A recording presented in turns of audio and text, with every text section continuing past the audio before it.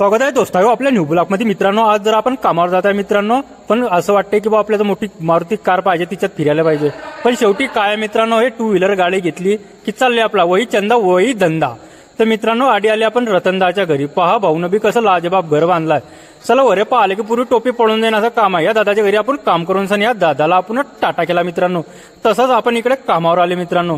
आपण नुसतं लोकांच्या घराच्या फिटिंगा करताय, पण आता परिस्थिती अशी झाली मित्रांनो, असं वाटतं की बाबा आपलं मोठे आलिशान घर पाहिजे, तिच्यात आपण पाहिजे, त्यात एसी बी पाहिजे।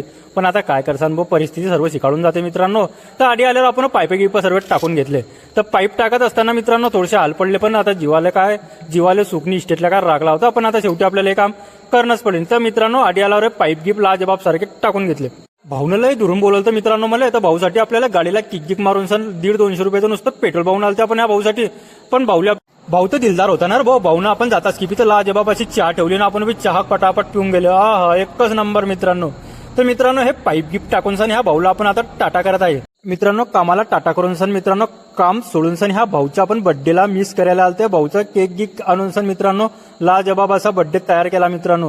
कारण की मित्र तर ह्या भाऊपेक्षा बी जबरदस्त असतो, पण ह्या भाऊचा काय पाता पावत नव्हता। एकदा पाहून घ्या, या भाऊ एवढा जबरदस्त म्हटलं तूच केक खाऊन घे रे। बर्थडेला टाटा करून आजच्यासाठी एवढंच, भेटू पुढच्या ब्लॉग।